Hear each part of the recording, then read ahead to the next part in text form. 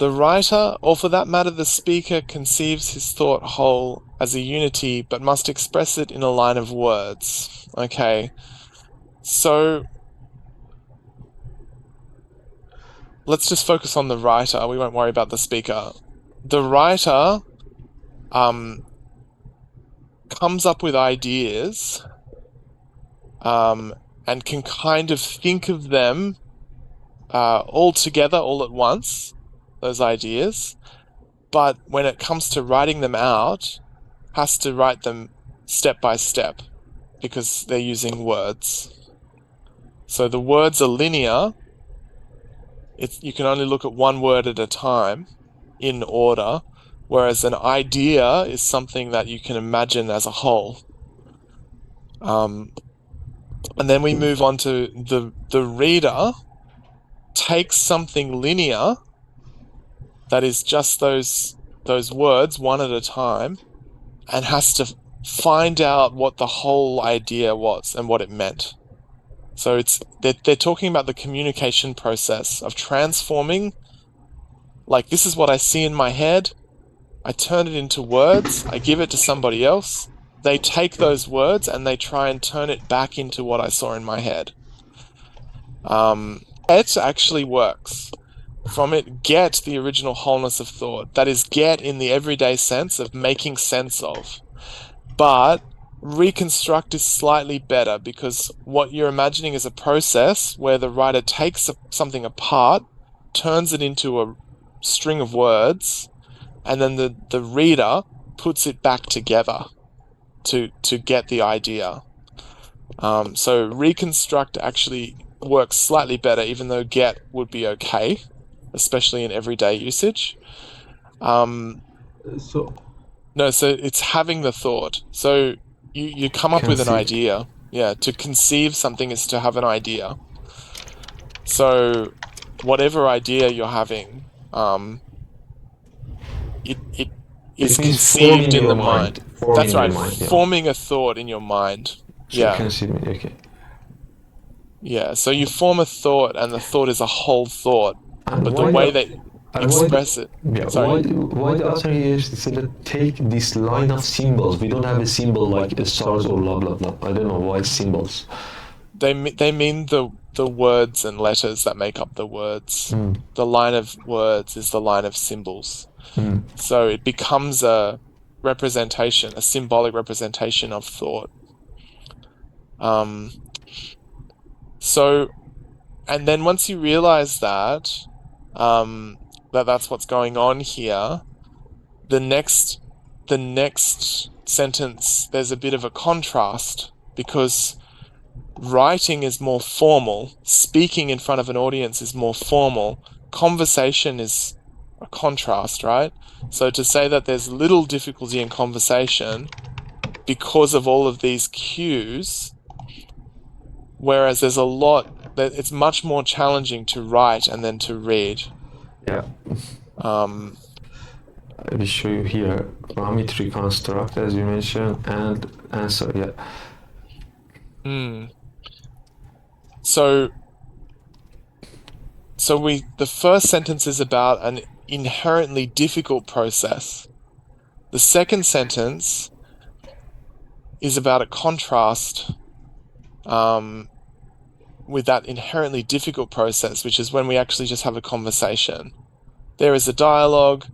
The listener can cut in at any time. To cut in means to join the conversation, to stop the other person talking so that you can ask something. So like me, for example, I'm cutting you, but when I cut in, it will cause problems for you to concentrate. Your concentration must be, lost. I don't know. But the point is about meaning. If we're trying to decide what an idea is, it's much harder if I have to write it down and then I send it to you, you read it later and try to figure it out. That's much more complex, or more difficult, I should say, than if we have a conversation where you can say, hold on, that doesn't make sense. I need to say this, you need to say more about this for it to make sense to me. So what they're talking about is a contrast between the challenge of a formal type of communication, either writing or speaking in front of an audience, versus informal conversation. Yeah, and then we've got a further advantage is of group discussion.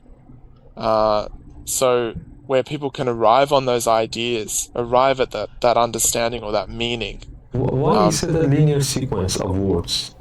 Mm. Maybe it is no linear sequence of words. I don't know. So the linear sequence is an idea from the first sentence. That is the Symbols, line of yeah, symbols. yeah. When someone is writing, they're assembling words and letters into a line that you read in one order. Whereas if you're having a conversation, or even better, a group discussion, you don't have to move in just that one order through the words. You can find other ways to make sense of an idea. It doesn't have to be like, if it's a bad conversation, someone will just say, no, this is what I mean, and this is what it always has to mean. But if it's a good conversation, people can ask questions, they can explain things in different ways. Does that kind of make sense? Yeah, So, exactly. yeah. So you're imagining, again, it's like that idea of the blind people trying to make sense of what an elephant is. If you have one person and he has to feel in the dark what an elephant is, and then he tells someone else, I felt something with the trunk and tusks and so on. Whereas if everybody's working together to figure out what's in front of them, But from the perspective of deciding what something means, the linear sequence of words, they're saying that that's actually a barrier to meaning. Whereas if you can have a conversation or a discussion, you're overcoming the barrier. Yeah. okay, yeah. And have you heard the Yeah, so coming together at a point, converging on something is coming together. You would be more talking, yeah, it's multiple somethings are converging on one thing. So it's the idea of multiple things.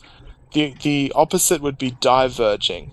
So, you know, we went out on a hike as a group, but our paths diverged. Two of my friends went one way, two of my friends went another, and I went a third way. At the end of the hike, we all converged on one location Yeah, at the end of the trail. Yeah.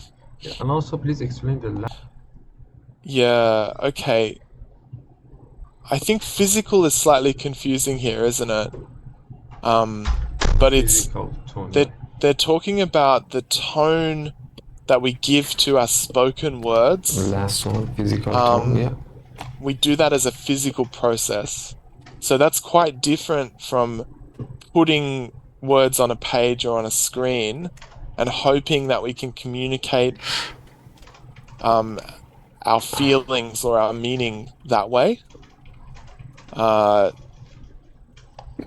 So this is tone is one of these many cues that we can give each other in a conversation. They're saying that that's physical tone because it's something that you can use when you're physically present in a space together.